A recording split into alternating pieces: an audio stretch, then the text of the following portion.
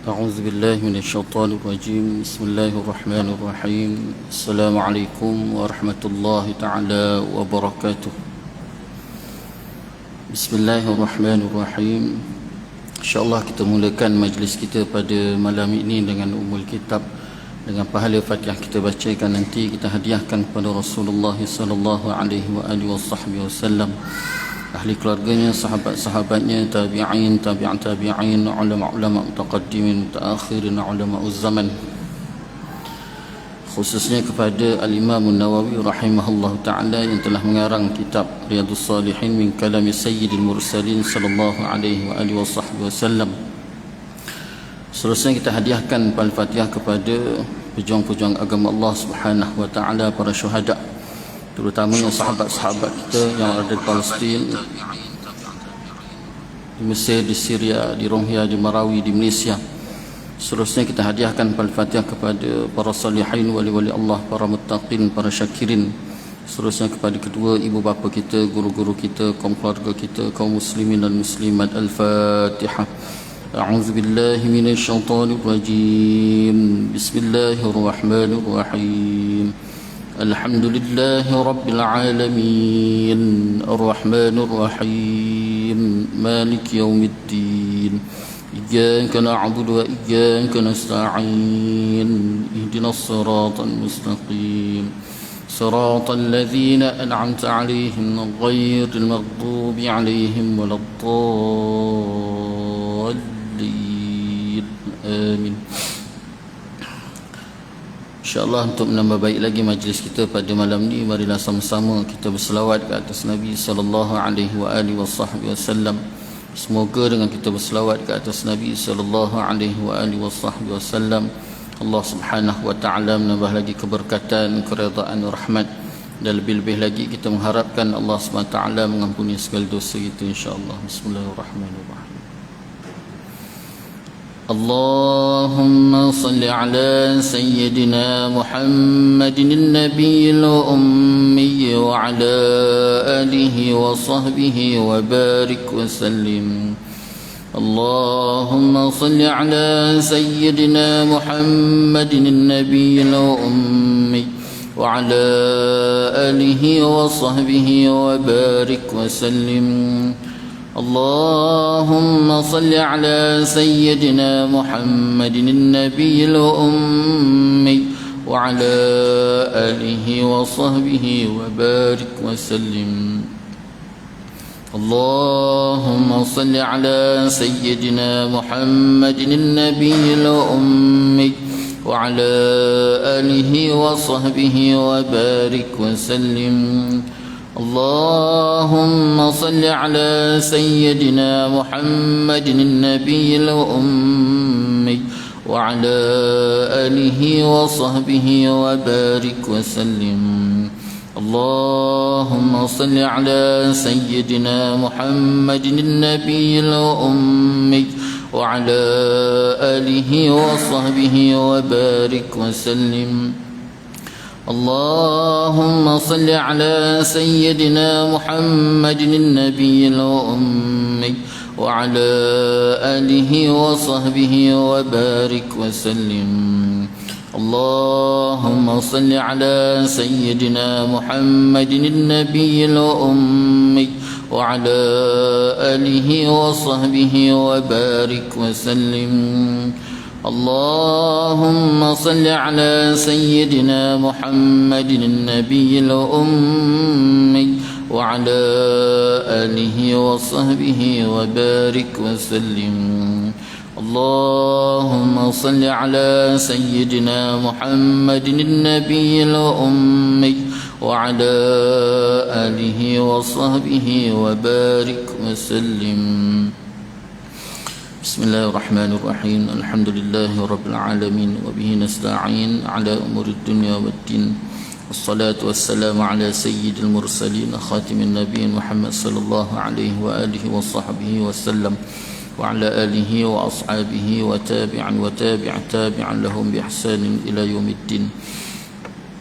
سبحانك لا علم لنا إلا ما علمتنا إنك أنت العليم الحكيم. رب اشرح لي صدري ويسر لي أمري واحلل عقدة من لساني يفقهوا قولي رب زدنا علما وارزقنا فهما اللهم يسر ولا تعسر رب تمم بالخير يا فتاح يا عليم افتح لنا فتوح العارفين ولا حول ولا قوة إلا بالله العلي العظيم ولا حول ولا قوة إلا بالله العلي العظيم ولا حول ولا قوة إلا بالله العلي العظيم أما بعد قال الله تعالى في القرآن العظيم أعوذ بالله من الشيطان الرجيم بسم الله الرحمن الرحيم ألم نشرح لك صدرك ووضعنا عنك وزرك الذي أنقض ظهرك ورفعنا لك ذكرك فإن مع العسر يسرا إن مع العسر يسرا فإذا فرغت فانصب وإلى ربك فارغب صدق الله العظيم.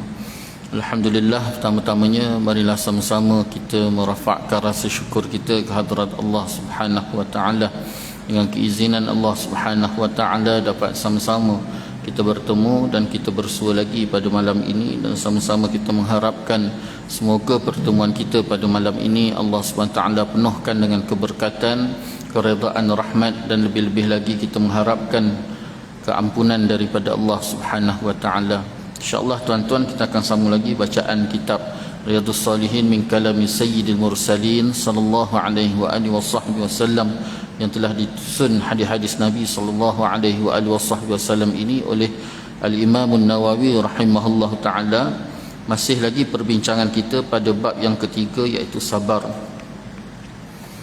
Al-Imam An-Nawawi rahimahullah taala menyambung lagi dengan hadis Nabi sallallahu alaihi wa alihi wasallam.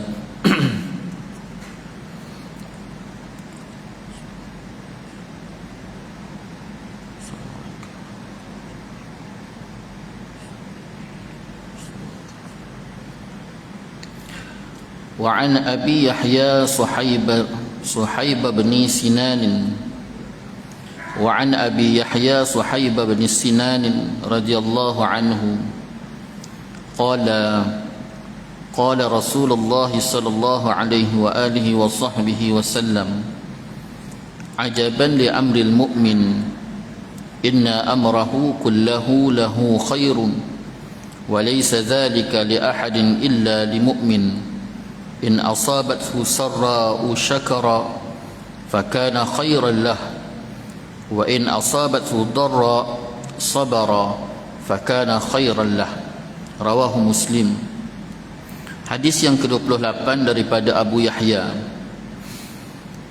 Daripada Abu Yahya Suhaib ibn Sinan radhiyallahu an, beliau telah berkata, Rasulullah sallallahu alaihi wa alihi wasallam telah bersabda, sesungguhnya luar biasa keadaan orang mukmin itu. Segala sesuatu pasti mendatang kebaikan baginya, dan itu tidak dimiliki oleh sesiapa pun kecuali orang mukmin. Jika diberi sesuatu yang mengembirakan, nescaya dia bersyukur, dan itu adalah satu kebaikan baginya. Jika ditimpa suatu musibah, dia bersikap sabar, dan itu adalah satu kebaikan baginya. Hadis riwayat Muslim. Hadis yang ke-28 ni tuan-tuan, daripada Abu Yahya. Siapa Abu Yahya ni? Seorang sahabat Nabi sallallahu alaihi wasallam yang bernama Suhaib ibn Sinan. Jadi Suhaib ibn Sinan ni tuan-tuan, dia meriwayatkan hadis ni. Dia telah berkata bahawa Rasulullah sallallahu alaihi wasallam telah bersabda. Rasulullah bersabda, Rasulullah kata, sesungguhnya luar biasa keadaan mukmin. Orang mukmin ni orang yang luar biasa. Apa yang sifat luar biasa itu? Segala sesuatu pasti mendatangkan kebaikan baginya, Nabi kata. Maksud segala sesuatu pasti datang kebaikan baginya, iaitu baik dalam keadaan apa sekalipun, maka tetap mendatangkan kebaikan bagi orang tersebut. Ini kelebihan yang Allah berikan kepada orang yang beriman, dan itu tidak dimiliki oleh sesiapa pun kecuali orang yang beriman. Maksudnya situasi keadaan ini bagi orang beriman, dia dapat kebaikan. situasi keadaan sebaliknya pun dia akan mendapat kebaikan. Dan situasi keadaan yang Allah berikan kepada orang yang beriman ni, ataupun bagaimana orang beriman yang mendepani sesuatu itu sehingga mendatangkan kebaikan bagi dirinya, sifat luar biasa ini tidak ada pada orang lain, maknanya orang yang bukan beriman. Apa yang dimaksud kat situ? Nabi kata jika diberikan sesuatu yang mengembirakan, dia bersyukur, dan itu adalah satu kebaikan. Jika ditimpa satu musibah, dia bersabar, dan itu juga satu kebaikan baginya. Ini situasi keadaan Allah gambarkan, Nabi SAW gambarkan keadaan orang yang beriman. Itu sebabnya pertama sekali dalam hadis Nabi SAW ni, Nabi nak gambarkan bagaimana kepribadian seorang yang beriman tadi. Orang beriman ni, Nabi kata dia mempunyai satu sifat luar biasa. Apa maksud sifat luar biasa ni? Bila tika mana Nabi kata dia melalui situasi keadaan yang baik, maka dia bersyukur. Maka dia bersyukur atas kebaikan yang didapatinya, maka itu dikira sebagai satu kebaikan. Tetapi bila tika mana dia melalui satu situasi yang sebalik daripada kebaikan, ataupun suatu benda yang dia tak nak, dia tak suka. Kalau tadi dia suka, dia dapat sesuatu benda yang dia suka, yang dia harapkan, maka dapat satu kebaikan disebabkan dia bersyukur. Lalu bila tika mana sebaliknya, dia mendapati sesuatu perkara yang dia tak suka, maka ketika itu dia bersabar. Lalu dia bersabar tadi juga mendapat satu kebaikan. Inilah yang Nabi SAW nak gambarkan, sifat mulia ataupun sifat luar biasa yang ada pada diri seorang yang beriman. Itu sebabnya tuan-tuan, Islam sangat memberikan penekanan tentang pembinaan keimanan. Itu sangat penting, yang perlu kita tahu dan perlu kita faham tentang bagaimana penekanan dalam pembinaan keimanan. Pertama sekali kita kembali kepada perjalanan sirah Nabi SAW. Perbandingan di antara situasi keadaan ataupun tahun-tahun Nabi SAW berada di Mekah dibandingkan di Madinah. Rasulullah SAW berada di Mekah selama 13 tahun.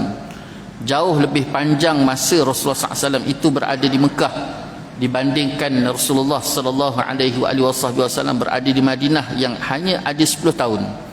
Dan 13 tahun Rasulullah SAW berada di Mekah ni tuan-tuan, ayat ataupun wahyu yang diturunkan oleh Allah Subhanahu wa taala 13 tahun Rasulullah SAW berada di Mekah, wahyu tersebut hanya membicarakan tentang pembinaan keimanan dan keyakinan kepada Allah Subhanahu wa taala. Itu kalau kita lihat dalam Al-Quran, 6,000 ayat lebih tu terbahagi kepada dua kategori. Ada ayat Makkiyah, ada ayat Madaniyah. Ayat Makkiyah ni tuan-tuan, ayat-ayat yang diturunkan oleh Allah SWT melalui Jibril AS kepada Nabi SAW sebelum peristiwa hijratun Nabi daripada Mekah ke Yathrib. Dan setiap ayat ataupun wahyu yang diturunkan oleh Allah SWT kepada Nabi SAW setelah peristiwa hijrah, maka ayat itu dibangsakan kepada ayat Madani ataupun ayat Madinah, ayat Madani.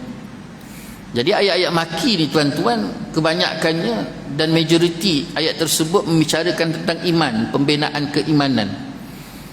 Walaupun sahabat yang berada di Mekah ketika itu tak ramai, tak ramai tuan-tuan, hanya 80 orang, tak lebih, yang berada di Mekah ketika itu sebelum daripada peristiwa hijrah.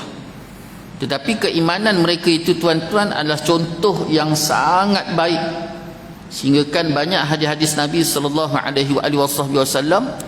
menggambarkan kehebatan keimanan mereka yang berada di Mekah tersebut. Bahkan mereka sendiri pun tuan-tuan membenarkan kemanisan iman yang mereka rasai ketika berada di Mekah itu jauh lebih manis dibandingkan ketika keimanan mereka ketika mereka berada di Madinah. Contohnya apa tuan-tuan?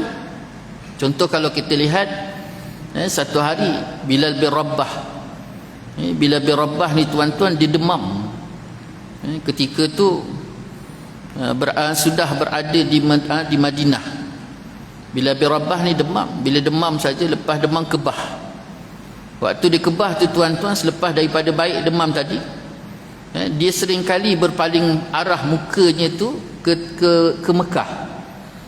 Suka memaling pandangan dia tu ke Mekah, sehingga kan setiap tindakannya tadi nampak ataupun menarik perhatian para sahabat ketika itu, sehingga kan Sayyidina Umar Al-Khattab mendatangi Sayyidina Bilal bin Rabah. Dia tanya, wahai Bilal, kenapa kau sering kali memandang ke arah Mekah?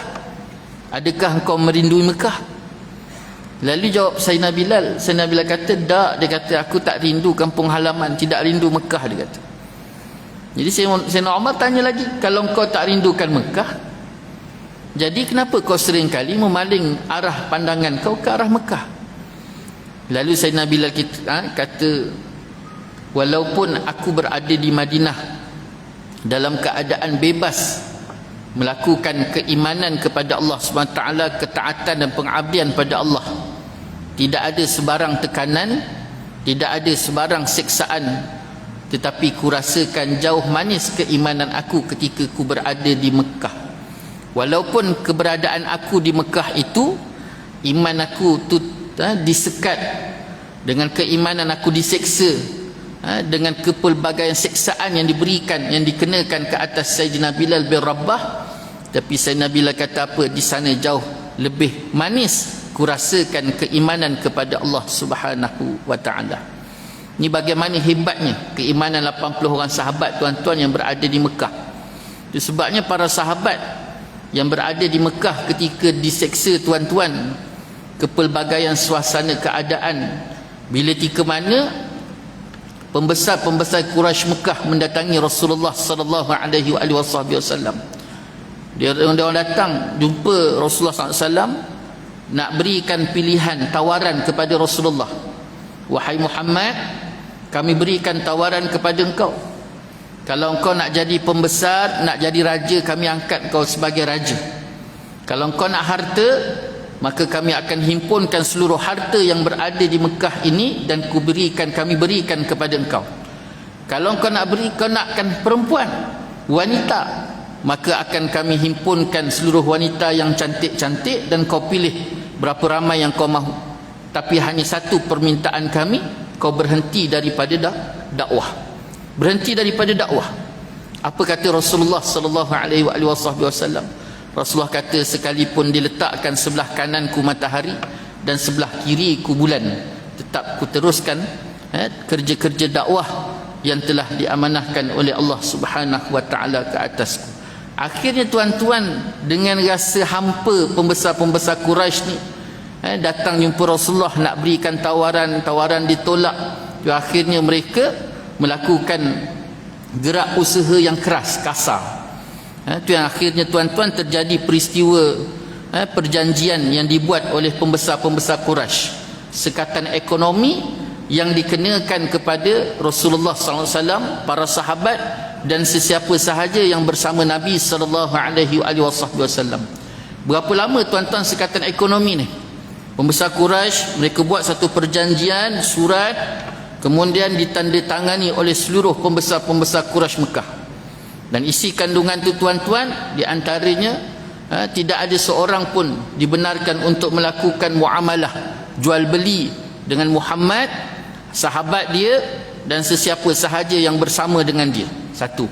Yang kedua tuan-tuan, dalam isi kandungan tersebut juga tidak dibenarkan melakukan kerja nikah kahwin.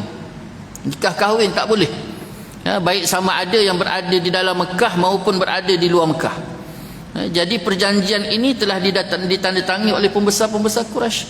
Akhirnya perjanjian tadi diletakkan di dalam ataupun di dalam Kaabah, digantungkan di sana.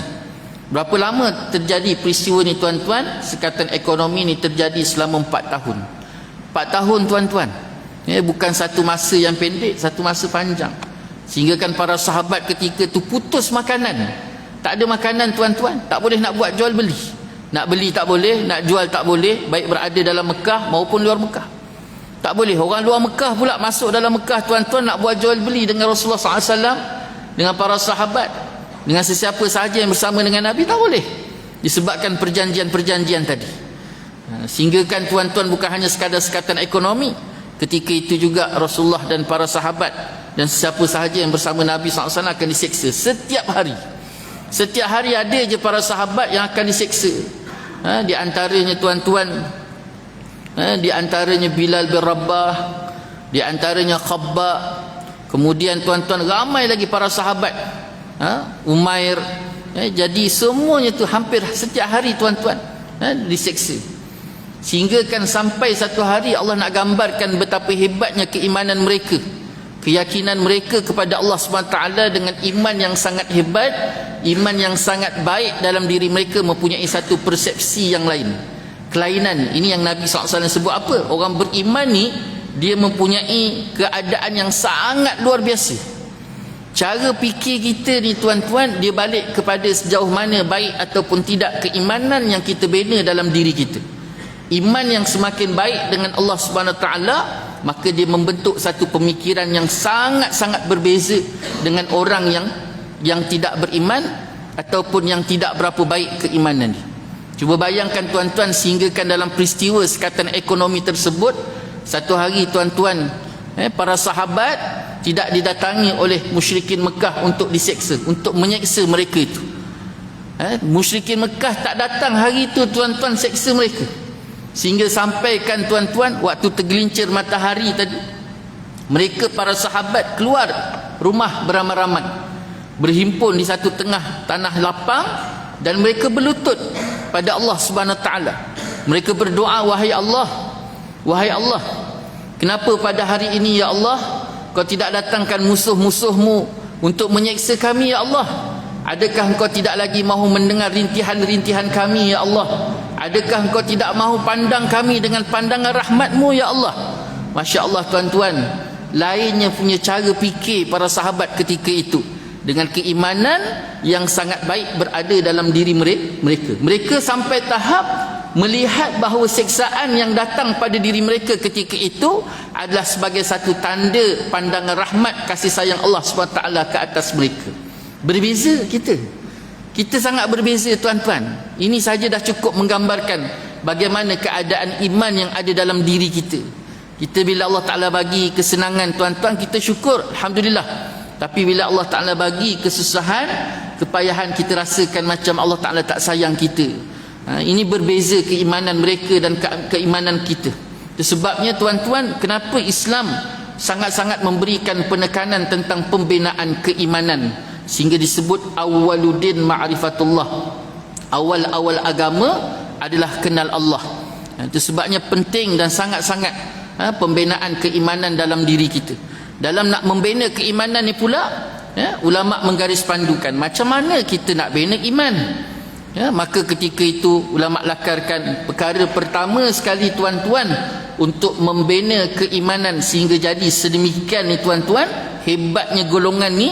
Maka untuk pembinaan keimanan yang pertama sekali tuan-tuan adalah mengisi dada kita ataupun mengeluarkan diri kita daripada kepompong kejahilan. Ini penting ni, mengisi diri dengan ilmu pengetahuan dan mengeluarkan diri daripada kepompong kejahilan. Penting, sangat-sangat penting. Ini sangat penting.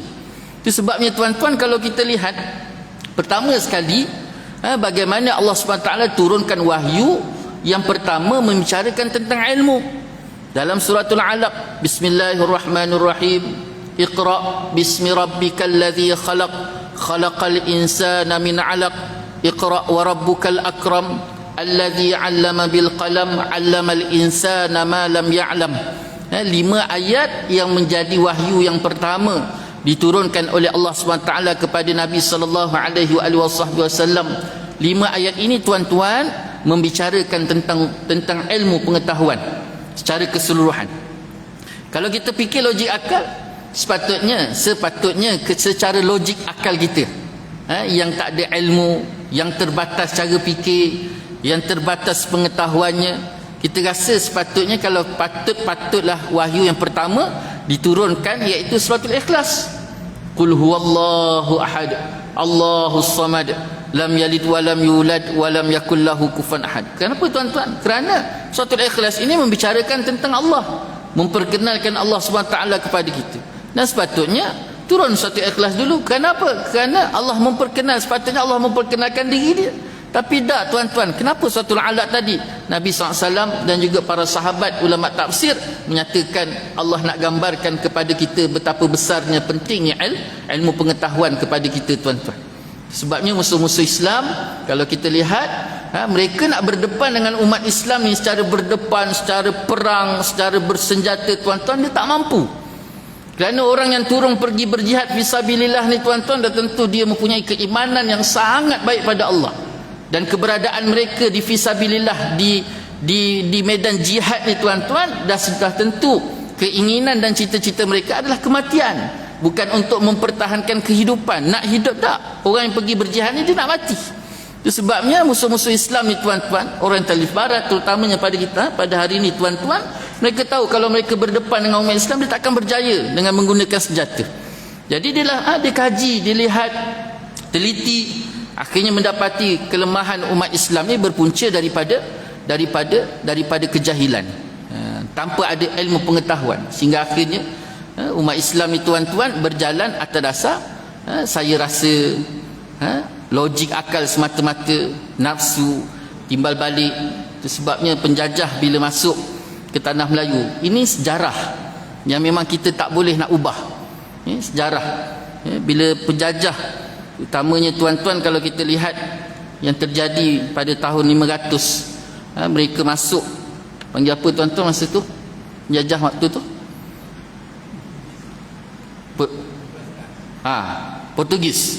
Portugis masuk Melaka tuan-tuan. Dia masuk kali pertama, berjaya tak? Tak. Dia tak berjaya masuk kali pertama, kalah mereka tuan-tuan. Sebab apa tuan-tuan? Sebab kali pertama kita dalam keadaan tidak ada lagi pengkhianat. Masuk kali kedua, bila masuk kali kedua tuan-tuan, dia dah bina, dia dah tahu bahawa dia tak mampu untuk dengan cara perang. Jadi dibina pengkhianat daripada pihak dalam. Pengkhianat ni siapa tuan-tuan? Adalah golongan kita ataupun kalangan kita sendiri yang memandangkan kebendaan, perjanjian-perjanjian kedudukan, semua ni akhirnya mereka lah yang menjadi pengkhianat, yang muka pintu Melaka tadi, sehingga akhirnya Portugis masuk. Bila Portugis masuk tuan-tuan, ketika tu deretan daripada itulah akhirnya mereka cuba dengan cara menjauhkan masyarakat daripada ulama'. Ini kerja yang pertama sekali, jauhkan masyarakat daripada ulama' dengan menakut-nakutkan. Pertama sekali dengan cara dia menangkap ulama'. Konon-kononnya dia kata ulama' ni pemberontak. Tujuannya yang pertama untuk membataskan kuasa ulama' tersebut, dan yang keduanya tuan-tuan untuk menjauhkan masyarakat daripada ulama'. Bila masyarakat tadi dah jauh daripada ulama', siapa yang nak bentuk masyarakat? Siapa yang nak siapa yang nak didik masyarakat? Siapa yang nak tunjuk arah kepada masyarakat tentang ilmu yang sebenar? Maka akhirnya tuan-tuan, masyarakat semakin lama semakin jauh daripada ulama' kerana konon-kononnya takut tekanan daripada pihak-pihak Portugis tadi, dan juga mereka yang datang menjajah. Akhirnya jauh, semakin lama semakin jauh, semakin lama semakin jauh. Dan masyarakat tuan-tuan berjalan dalam keadaan mengamalkan Islam tak? Mereka konon-kononnya Islam pada pakaian, tetapi tidak pada pengamalan. Akhirnya lemah. Lalu bertukarlah tangan tuan-tuan daripada Portugis ke Belanda, daripada Belanda ke Inggeris, dan akhirnya tuan-tuan 1957 barulah diserahkan kemerdekaan dalam keadaan negara betul-betul dah bersedia untuk diserahkan, iaitu apa yang telah mereka harapkan dah tercapai. Itu sebabnya kalau kita nak kembali semula kekuatan Islam dan juga kekuatan kemalayuan, bukan berbangsa tapi bangsa kita ni tuan-tuan, nak kembalikan semula kekuatan tadi, maka nak tak nak mestilah kembali kepada Islam, dan terutamanya pengisian ilmu pengetahuan tadi dibina dengan baik. Kita hari ini tak ke kanan, tak ke kiri, macam bahtera, tidak ada nakhoda, layang-layang putus tali, semuanya punca daripada berjalan atas kejahilan. Itu sebabnya tuan-tuan, pembinaan keimanan bermula daripada meletakkan diri ataupun dada tadi, diri seseorang itu dengan ilmu pengetahuan, dan mengeluarkan diri daripada kejahilan. Satu. Yang kedua tuan-tuan, dalam pembinaan keimanan ini, perkara kedua yang paling penting disebut oleh para ulama ialah mengamalkan ilmu. Setelah kita mempelajari ilmu, mesti wajib mengamalkan ilmu tersebut. Apa maksud amal kat sini? Maksud amal ini bagaimana cara ilmu yang kita pelajari tadi diserapkan dalam kehidupan harian kita. Bukan hanya semata-mata mempelajari ilmu, tetapi bagaimana penyerapan ilmu tersebut dalam diri dan dalam kehidupan seharian. Yang Nabi SAW sebut, al-ilmu bila amalin kasyajarati bila thamarin. Ilmu tanpa amal seperti pohon yang rendang tetapi dia tidak ada buah. Nabi berikan sendiri perumpamaan. Al-ilmu bila amalin kasyajarati bila thamarin. Ilmu tanpa amal seperti pohon rendang tetapi dia tak ada buah. Maksudnya apa? Ilmu ada tak amal, ilmu tadi tak ada manfaat, kosong. Jadi ilmu tadi nakkan dia betul-betul mendatangkan manfaat bagi diri seseorang tadi, nak tak nak mesti diamalkan, barulah ilmu tu dia datang sebagai satu kebaikan yang besar kepada diri dan kehidupan seseorang. Jadi cari cara belajar satu part, kemudian bagaimana kita nak serapkan ilmu tu dalam diri dan juga kehidupan kita. Bila kita amalkan, maka ketika itulah akan terbinalah keimanan melalui daripada amalan tadi. Itu sebabnya Sayyidina Umar Al-Khattab disebutkan bahawa Sayyidina Umar kata, manusia ni, dia kata, seawal-awal kejadian Allah jadikan manusia ni telah disertakan dengan iman. Setiap manusia ni Allah jadikan telah disertakan dengan iman. Dan sama baik sama ada seseorang tadi ataupun manusia tadi sewaktu hidup atas muka bumi dia beriman ataupun tidak pada Allah SWT. Tetap waktu awal kejadian dia tu Allah dah sertakan iman. Cuma Sayyidina Umar kata, yang menjadi bersinar ataupun tidak keimanan tersebut kepada diri seseorang ialah kembali kepada sejauh mana dia melakukan amalan dan kebaikan, amalan soleh kepada Allah SWT. Semakin dilakukan amalan soleh, semakin dilakukan kebaikan, maka semakin bersinarlah cahaya keimanan dalam diri dia. Itu sebab perumpamaannya seperti kalau kita naik dulu tuan-tuan, dululah, sekarang tak ada dah. Kalau dulu gerek apa gerek? Basikal. Kalau tuan-tuan ingat lagi gerek dulu, gerek tua, basikal tua. Basikal tua dulu tuan-tuan, zaman-zaman tu dia tak ada bateri. Dipanggil dynamo. Betul lah, dynamo. Dekat tayar depan, kadang tayar belakang. Jadi basikal tua tu makin kita kayuh tuan-tuan, cahaya pada lampu tu makin bersinar. Tapi bila kita tak kayuh, basikal dah tak berapa nak jalan, dynamo tak berapa nak pusing tuan-tuan, cahaya lampu tadi makin malap. Begitulah keadaan diri kita dengan iman. Semakin kita kuat melakukan amalan kebaikan tuan-tuan kepada Allah Subhanahu wa taala, maka semakin bercahayalah iman dalam diri kita. Ini bagaimana para ulama menggaris pandukan untuk pembinaan keimanan dan keyakinan kita kepada Allah Subhanahu wa taala. Kalau katalah, ini kita keluar sikit tuan-tuan. Kalau katalah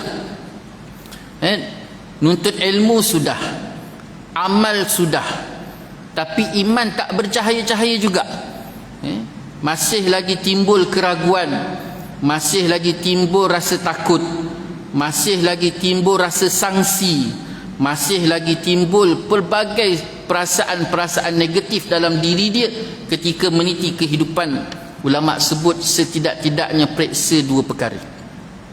Apa dua perkara tersebut? Perkara pertama sekali, amal yang dilakukan tadi adakah betul-betul berteraskan ilmu ataupun hanya sekadar beramal tanpa ilmu. Maknanya cek balik ilmu tadi.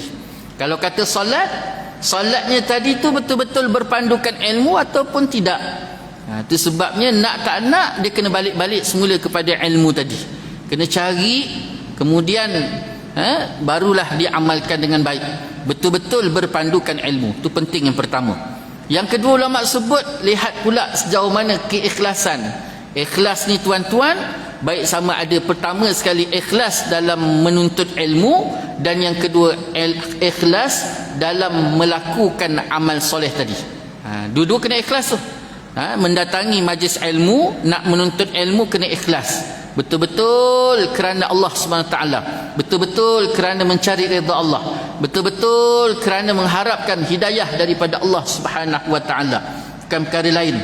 Sebab dalam menuntut ilmu ni pun tuan-tuan, macam-macam niat. Lagi-lagi pula di antara kejayaan musuh-musuh Islam, bila tika mana mereka meletakkan walaupun orang Islam ni pergi menuntut ilmu, tetapi mereka create pula pemikiran dan niat dalam menuntut ilmu tadi bertujuan untuk kerja. Menuntut ilmu untuk kerja. Ni tuan-tuan, itu sebabnya bila sampai dekat British, kat Inggeris tuan-tuan, dia dah jauhkan masyarakat daripada ulama tadi. Maka ketika tu masyarakat dah tak dipandu dengan ilmu yang sebenar. Bila dia dah tak dipandu dengan ilmu sebenar, dia kosong. Bila dia kosong, ketika itulah mereka masuk dengan mereka bina sekolah-sekolah Inggeris. Dia bina sekolah Inggeris. Pertama dia bina sekolah Inggeris. Yang kedua dia bina pula tuan-tuan peraturan-peraturan. Kalau tak ada sekolah Inggeris, tak ada sertifikat daripada sekolah Inggeris. Kalau dulu LCE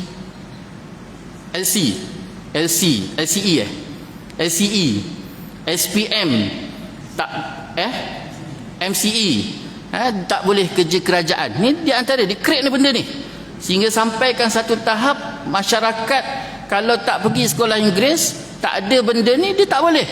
Jadi akhirnya semua orang pergi ke sana, dan mereka secara tak langsung membentuk pemikiran mereka pergi belajar untuk kerja.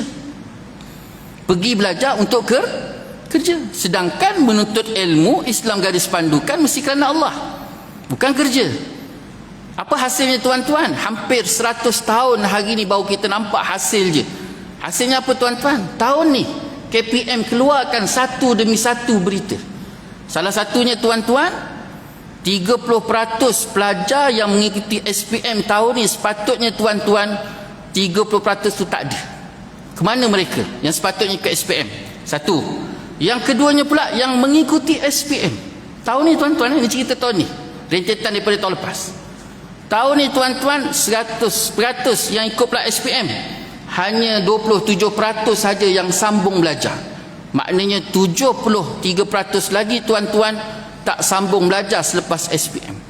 Bila dibuat kajian, mereka mendapati bahawa ada satu pemikiran pula yang timbul dan tumbuh dalam masyarakat. Buat apa pergi belajar? Kalau pergi belajar sekalipun, kerjanya belum tentu dah dapat. Kalau dapat kerja pula, gajinya kecil. Kemudian gendong pula lepas habis belajar, hutang PTPN. Akhirnya mereka berbondong-bondong ramai, baik kerja Grab, baik kerja TikToker, baik kerja YouTuber. Kenapa jadi sedemikian? Kerana mereka melihat bahawa belajar ini hanya semata-mata kerja. Ini 100 tahun tuan-tuan. Hasilnya hari ini nampak, bila ketika mana pemikiran tadi ditanam dan dibentuk secara tak langsung bahawa belajar itu untuk kerja. Ini bukan sekadar akademik saja, bahkan sampai ke orang ngaji agama pun tuan-tuan, pemikiran ini dibina.